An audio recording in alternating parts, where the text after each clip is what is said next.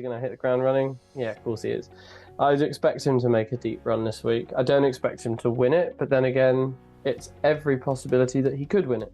Because people can see that he can match the top guys or give him like a proper good test. So people want to see more of players that can do that.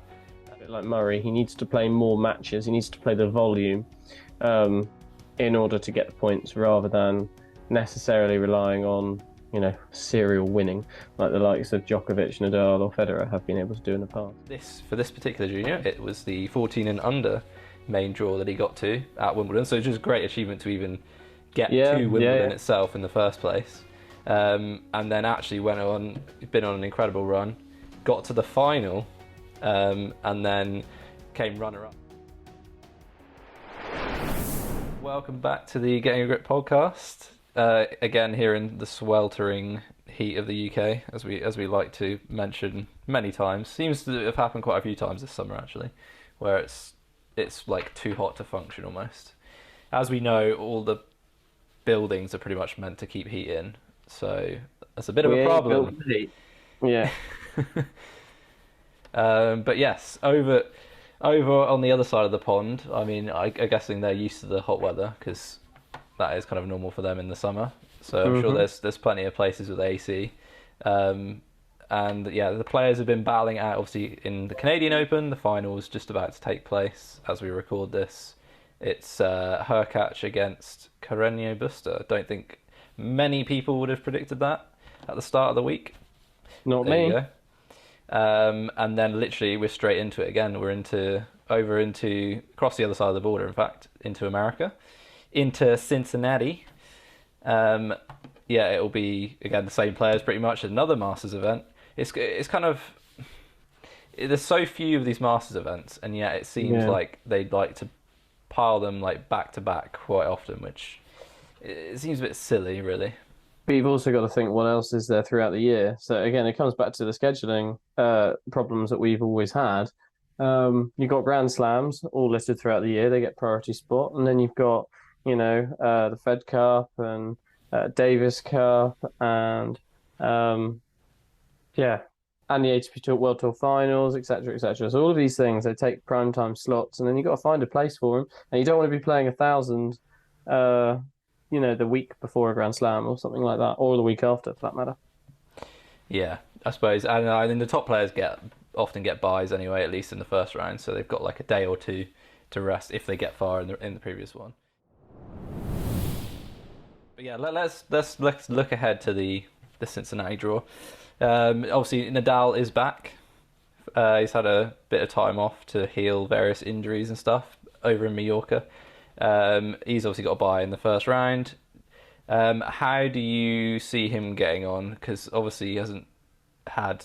I mean, he's probably been practicing at home and all that sort of stuff against decent players, as is, there's always decent players around. But do you think he's just going to hit the ground running straight off the bat? Who's he got in the first round? He has got Coric or a qualifier. So probably that's a nice-ish match, I would say. Well, you're asking a question of, is Nadal going to... Basically what you're asking, is Nadal going to come back on tour and be amazing? And I think we know the answer to that. So when you say, is he going to hit the ground running? Yeah, of course he is. I'd expect him to make a deep run this week. I don't expect him to win it, but then again, it's every possibility that he could win it.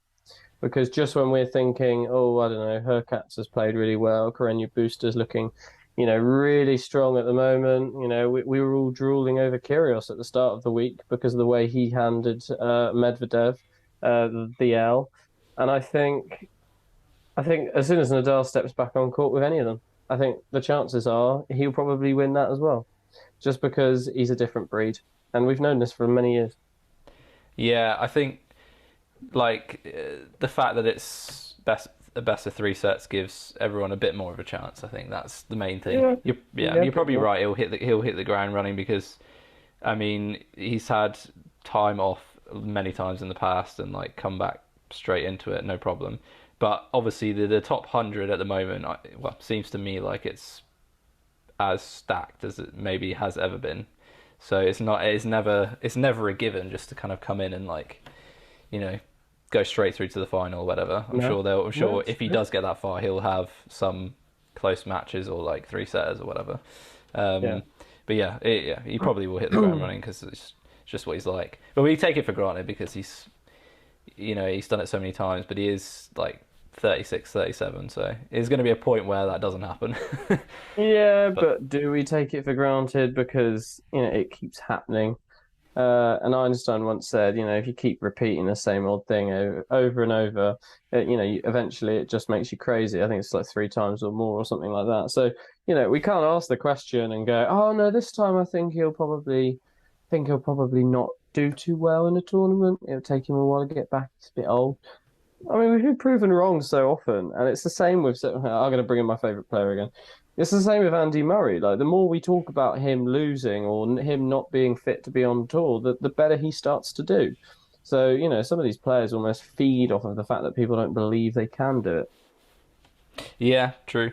The Let's talk about some of the other like big names. Obviously, Kyrgios was well. You've obviously picked him to win last week, but he seemed to run out of steam a little bit. I don't know in Yeah. his match. Who was it that he lost to? It was a three sets, wasn't it? Was it Herc actually he lost to? I think it was. Yeah, Yeah. he got Yeah. it was like 6-1 in the third set or something, and he just seemed to have like checked out like fairly early on in that last set.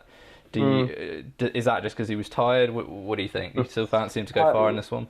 Yeah, I still fancy him to go far. I think what you're looking at with the likes of Kyrgios is he doesn't have the same match fitness as everyone else, and this is simply because he runs a reduced tour himself anyway. Not because he's fearful of injury or anything like that, but because he knows the bare minimum he can do, and still be considered, one of the world's best players. So yeah, I think with him, it's very much a case of if he had the drive and if he had the coaching staff that were pushing him in that sense and. We're talking like strength and conditioning, all the stuff afterwards, all the prep and stuff like that. Like, I'm not saying he does a bad job. I'm sure he does a very good job. But compared to some of the other elite players, I don't think it's as sort of focused, hyper focused. Yeah, Yeah. he is doing more of well, this. He is supposedly doing like more of it than he used to, but again, it's I don't know how much is he doing, and it takes like a long time to build up kind of the robustness, I Yeah. guess. Yeah. Like the top guys who now like take time in their schedule to just like not play any tournaments or whatever. They've Mm. built that robustness up over God knows how many years, so probably gives them a little bit of an advantage in that respect. Yeah. And also just the mental strain or whatever you want to call it of just like Yeah. playing tournament after tournament after tournament and having to like dig in so many times. I guess eventually you just what was one day where you just kind of don't have it.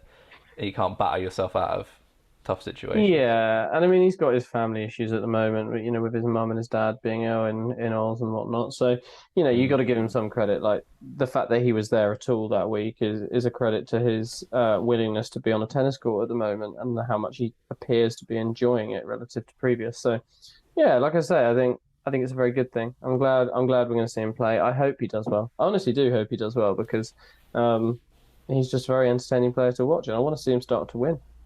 Yeah, well, because people can see that he can match the top guys or give him like a Mm. proper good test. So people want to see more of players that Yep. can do that.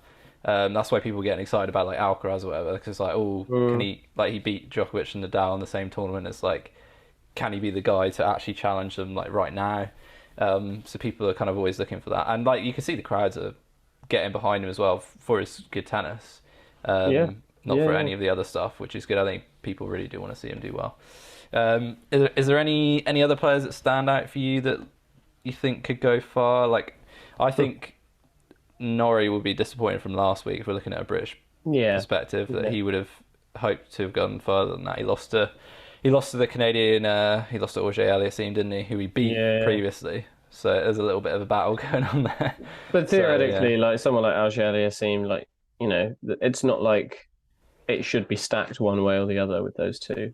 yeah, It's always going to be a bit closer and a little bit swinging one way or the other. Yeah, I mean he might be upset, but he's still putting in the time. He's making these match wins happen, and getting into tournaments, and that's the most important thing. Especially for a player at his level on the tour. Um, because you've just got to keep playing. And I think he's going to be a little bit like Murray. He needs to play more matches. He needs to play the volume um, in order to get the points rather than necessarily relying on, serial winning like the likes of Djokovic, Nadal, or Federer have been able to do in the past. Yeah, just going, deep-ish in as many Yeah. tournaments as possible. Yeah, I want to see. Another name that we sort of mentioned last time. I want to see Alcaraz kind of push on a little bit. I don't know, maybe because we got our hopes up a little bit. I've been slightly disappointed by some of his kind of like recent tournaments. And I would like to see, him against like Nadal in a semi. That would be nice. Based on like previous matchups and stuff. But yeah, I don't know. He just kind of, I get, he's still, he's only 19 or whatever. So I was going to say, yeah. not going to be, it's not necessarily going to be, consistent every tournament, but just because you know how good he can be, it's like, it's just a little bit frustrating. So I would like to see him do better. And yeah, I don't know. So, is there anyone else that Tsitsipas kind of, he's a bit on and off as well. It feels like it just A lot of the other players are struggling to find a solid run of form, I think it's safe to say. Although I will say, if you're going to ask me about a dark horse at the moment, I'd probably go with the likes of Dimitrov. He is seeded at this event. I think seeded at 16 or something like that. It's not very high, but he's put together some sporadic runs in certain tournaments. And he does look dangerous at times. But like I say, it all depends. When people called him mini Fed, I'm not quite sure that was an enduring characteristic that sort of stayed with him. I think it was more for the aesthetics rather than the results. Yeah, it looked pretty, and that was probably why. Yeah, I mean he could go far, but then you even just look at the first round and he's playing Shapovalov, and you're like, well, that could could go either way. You just don't really know. Although it could go Dennis either isn't way. playing that well, so No, he's not. But Dennis could be thinking this exact same thing. It could go either way, so therefore I'm in with a shot. So yeah, there's a lot of guys in and around like the top 20 or 30 that you feel like could just beat each other on their day, which is good. But yeah, as we said before, we like to kind of have like a few top dogs. Or what would there only being like Nadal around because Djokovic is not playing or whatever. We want a few top dogs that you want to like take down because that makes the dynamic a little bit more interesting. It's a pity with Djokovic. Does make you wonder. Maybe he should just get vaccinated or something like that. But we have to respect the decision that he makes politically, and for that. And I know he says it's not a political decision, but I feel like sometimes you don't necessarily need to do it just for your own career, but it's also for the good of tennis as well. Like not having someone like Djokovic for a significant leg of the tour is a little bit rough, especially for fans all over the world. Which again, we talk about this, but I think unlike football, the fans aren't really considered in tennis. And when you talk about your individual, you're not, I hope these people aren't that narcissistic to believe that, oh, I must go here because people love me.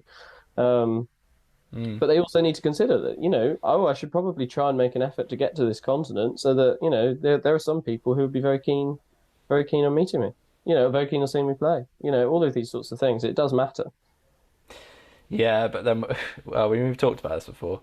Then we're going to have the other side of the argument where it's like, well, should he be stopped from going into that country because he's not vaccinated? So, yeah. I don't know. There's two sides to every argument. So, it doesn't seem like anyone's going to back down, really. It still doesn't look like he's going to play the US Open. So no, it won't be long before those rules are scrapped anyway, I'm sure, because, it's not going to endure for very long. Vaccines only last so long and people aren't really going to bother with them, as the pandemic becomes a lot more easy. We do have a junior update this week. A very exciting update, actually. One of the juniors at our local club in Devon, Bobby Tracy, to be specific, has gone on this, what we call play your way to Wimbledon. So, correct me if I'm wrong, you basically start at your own club, playing against players there, and then you gradually kind of move out, wider in the area, then into the county, and then if you get beyond that, then you end up going to Wimbledon to play in like the main draw. So for this particular junior, it was the 14 and under main draw that he got to at Wimbledon. So it's just a great achievement to even get to Wimbledon itself in the first place. And then actually been on an incredible run. got to the final, and then came runner up. So again, that is Yeah, incredible, really. He does play in, like what we call grade ones and stuff, which are more like national competitions. So it's not like his first foray into kind of this level, but there's some, like you said to me before, there's some like serious players from before that have yeah, won yeah, this yeah. tournament or whatever. So yeah, what do you think about all of this? It's quite exciting, I think. Well, I think yeah. First of all, let's say play your way to Wimbledon. It's a great thing that the UK's LTA does. It's great that we have a tournament that you can go all the way from grassroots tennis and take yourself effectively to that world stage, and that is very much the way of it. It's giving people a taste of that world stage. Those that get there. It's important to remember as well that people who have played this play your way to Wimbledon sort of tournament. Some of those players have gone on to be Britain's best, the likes of Laura Robson, I think Jamie Murray, Neil Skupski as well. Like a lot of these players, they've all gone through Road to Wimbledon. Some of them coming out as winners. I know that Laura Robson won it one year in one age group. I can't remember exactly. It's quite a specific statistic to try and to get a hold of, but yeah, I think when you look at making deep runs in that as well, like against literally some of the country's best tennis players, especially for your age group, yeah, absolutely. He's done himself and our club very, very proud. Absolutely, there's no doubt about that. And I think it does make a mark of the progress that he's made. And this is the same for everyone who's played at that tournament, because to get your way to that sort of thing and playing at Wimbledon, you get that experience, line umpires, chair umpires, and whatnot. It's a nice experience to have. Um, yeah, yeah, very happy with it all. And it can only get better from there. Yeah, I like it's a great kind of like meritocratic nature of it, really. That Yeah. it's different from like the normal tournaments where you obviously got to go through like the ranking kind of process or whatever Yeah, to yeah. enter certain tournaments, and within that, then it's like like we've talked about before, the costs that are involved in that can be Mm, barriers to a lot of people. So, not to say it's not a barrier even in this case, yeah. but it's a bit more of an easier process, or a bit more open, shall we say, compared to other stuff. Yeah, exactly. Because you can start very much in your local area, and then it then becomes limited expenditures to go further. But I think another important thing to remember: both 14 and under boys and girls, two of the finalists were both from Devon. And when we talk about Devon, it's probably one of the wealthier parts of the country. For many reasons, especially for its tourist attraction nature and whatnot. But people who are here are, in a tennis sense, probably biased in location, that they do find it harder to travel to different tournaments all over the country. I know Jacob certainly does. The cost of that sort of thing is quite astronomical, because, you can't just drive from Devon to London in a day back and forth. You can get up there in a day, but that's not going to work for a tournament. And then there's all the hotel costs, etc. That's the same for everyone, but specifically like the distance. And it's also a mark, like it's thought of that the coaching down in Devon isn't that good, but the Bobby Tracy Academy, Says who? and the work that exactly, well, this is it. A lot of coaches up further towards London and north and whatnot like that, they produce a lot more better players, and it's definitively true that we do have a little bit of a talent um, hole in this area. But that's starting to be filled, and it's very nice to see, because that coaching has certainly arrived. Talking about yourself there, are you? I Oh have no, that's not arrived. that's not a selfish ego thing. No, no, no, no, no. I'm talking about my boss, to be fair, but yeah, Yeah. we'll go with that. We'll go with that. Yeah, fine. All right. Yes, I've arrived. Yeah, no, you're right about the traveling and stuff. And actually, yeah, this particular player, Jacob, who will link to all this stuff down below, is he's playing in Nottingham next week, I think, in kind of like a national thing. So again, it's more traveling, but yeah, all roads are kind of pointing in a good direction at the moment, and we'll see how he progresses, and obviously update you as we go, and obviously Mm. link his stuff in below if you want to kind of follow him that way. I think it'd be interesting if anyone else has any stories as well, players they know, if they are the players themselves. Obviously, we use Jacob as a very good example of how this sort of grassroots to professional tennis works, especially at a younger age. But it'd be nice to hear about everyone else's perceptions of it and also experiences. It is another week of tennis trivia. Here we go. Sponsored by whatever that beer is. Curse. It is American, isn't it? Yeah, tennis trivia is back, and it's Merlin's turn to answer some questions fueled by his beer. So these are mainly, Cincinnati themed. Although there might be one that is related to Canada. Can't actually remember. Okay, so the first question is, in 2007, what player won the men's Cincinnati tournament for the first time and becoming the first man to defeat both Nadal and Federer in the same event, in the same process? Was it Novak Djokovic, Andy Murray, Martin Del Potro, Juan Martin Del Potro, should I say? I was going to say, his name is Martin Del Potro. It's Juan Martin. I forgot he had two first names, and David Ferrer. I'll answer the question. I'll tell you a very fun story about the Martin Del Potro incident we just had. Yes, that confident, are we? Well, no, I have a good story about it. Okay. Sorry, what were the answers again? What were the answers? Djokovic, Murray, Martin, and Ferrer. Interesting. Okay. I feel like you should be able to work this out. I'm pretty sure it's Djokovic. Yeah, is that your final answer? Oh, is it my final answer? You're not going to do it with me, are you? Where you? Yeah, I'll go with that as my final answer. I'm not gonna let you harangue me. It is correct. Yes, it is Novak Djokovic. I was testing you there because. Of course it is. Thank you very much. Brilliant. So yeah, I would have, if you just said Murray, I don't think I'd ever let you live that down, seeing as you are such a big. No. I had no if Murray. I don't know if Murray did a big statistic then. That was your only two options were Murray and Djokovic, basically. So. Yeah, basically. Back to the Martin Del Potro story. Yeah. Every time I listened to or watched the tennis when I was younger, I didn't play until I was about 16 years old, but I did watch it as well when I was younger before. Every time on TV I heard Martin Del Potro come onto the court, I literally thought his name was Martin Del Potro, because I thought when they were saying Juan Martin Del Potro, they were going, the one, Martin Del Potro. Anyway, that's a fun story. What are you? How old were you at this point? I don't know. That age. I was honestly like 13, 14. You thought that it was some sort of like comical thing where they were like the Juan Martin. Yeah, no, honestly, the one. Yeah, I just assumed, Kind of wish he was called Martin now. Actually, after all, that would have been good old Martin Del Potro. Yeah. Anyway, yes, you are one for one. Okay, next one.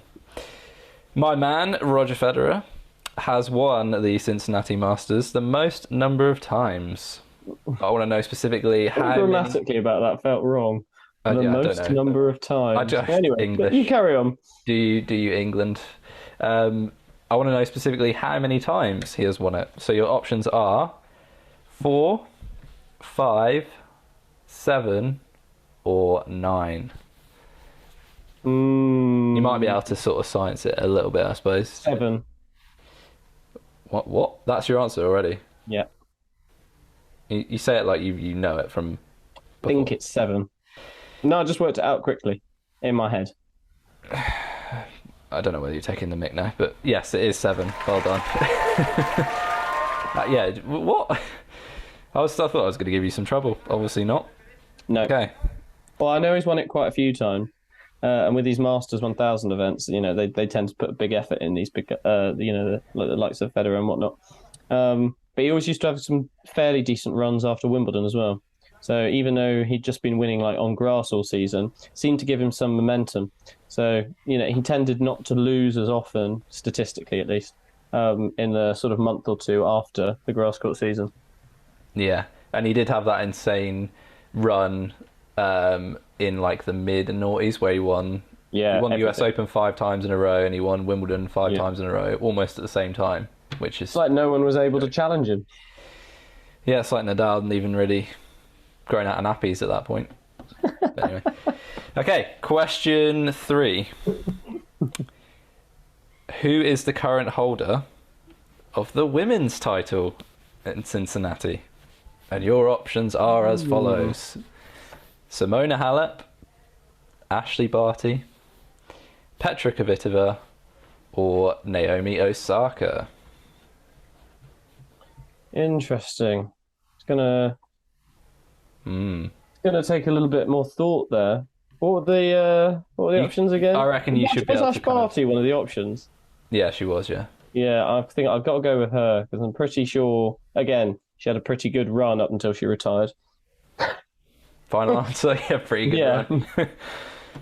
Yes, it is correct again. Well done. And you probably could have like ruled out Halep and Kvitova because they probably weren't in the best form at that time. Not that I can sort of vaguely remember. No, that's pre-pandemic. They were much better. All right, Merlin's in a rush today, smashing these out. Okay, last 2. Let's see if I can trip you up with one of these.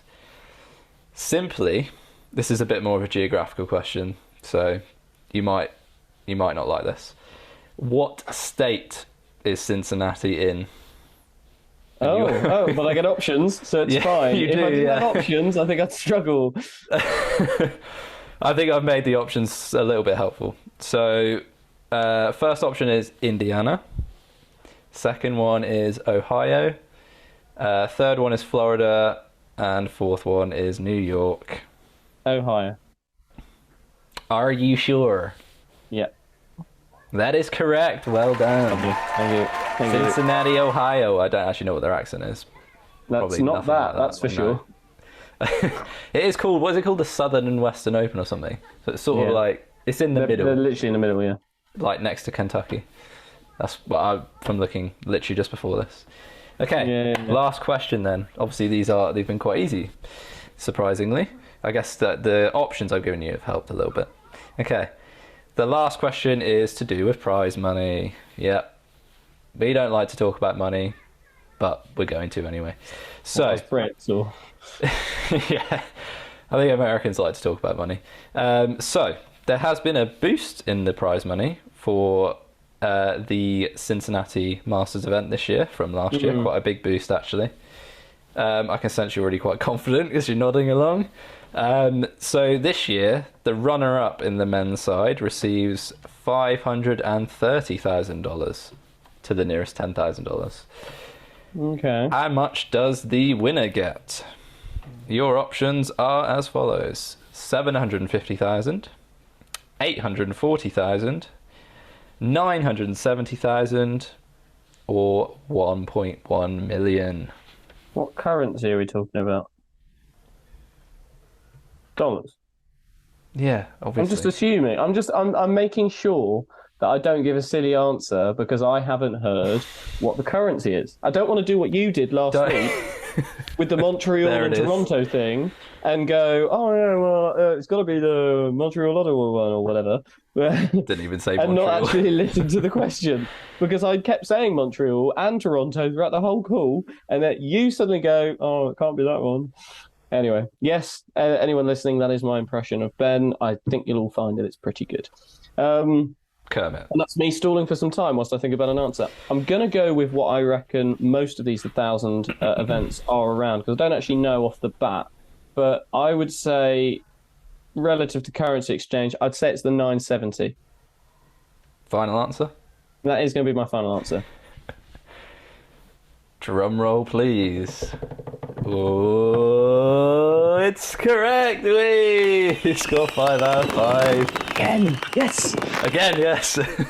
It is, yeah. Not to the nearest, 10,000. It is not the exact number, but yeah, no one's got. I don't think any of them have really gone over the 1 million mark yet in dollars. No, they don't really. I'm sure inflation that currently exists in the world is probably going to get us there quite soon. But yeah, probably. Yeah. Well, actually, in terms of an increase, it's actually an increase of 48% from what Zverev got last year when he won it. So that was Really? pretty I didn't think it had amazing. gone up that much. Yeah, it's pretty ridiculous. And I think the runners-up one's gone up by like 30-odd% as well. So not good money if you can get it, isn't it? Used to being a professional tennis player. Oh wait. Professional podcaster? Don't think it pays that well. No, it doesn't pay that well. There we have it though. Pays nothing. Yeah. 5 out of 5, he's done it. I had to know how many times you've done that. It might be like the second or third time. I can only dream of such a score. What I reckon is one day someone will do a podcast on podcasts, and they'll think back to our podcast, and they'll ask how many times did I win this quiz, and that'd be a question. Those people tuning in today are going to think you are a massive big head. Narcissist. Yeah, absolutely. Yeah. I have arrived in Devon as an elite coach. Yeah, I didn't mean it that way, but hey, that's what I sound like now. So. Elite whilst drinking his Coors Light beer. Or is it just Coors? No, it's just normal. Okay. Because Coors Light, I hate Coors Light. Coors is okay, but no. Jeez, I bloody hope we're not going to try and sponsor us, because you ruined that one. that well-known tennis sponsor, yeah. Anyway, it's obviously done the trick today, because you have got 5 out of 5. I'll have to make the options more difficult next time. But yeah, if you have enjoyed this podcast, give it a follow on Apple, Spotify, all those platforms. On YouTube, like it, subscribe, share it around. And yeah, obviously, if you are interested in following Jacob's progress, then we'll link all that stuff below. Get involved, follow him along, see how he gets on in his journey. It's always exciting, whatever happens. And let us know about any players that are like him as well. Yeah. We're keen to see what's going on around the UK in general, actually, and further afield, in fact. So let us know. And yeah, obviously, if you've got some thoughts on Cincinnati, who you think's going to win, all that sort of stuff, drop it in the comments and we'll have a look at that. And yeah, we'll see you in the next one.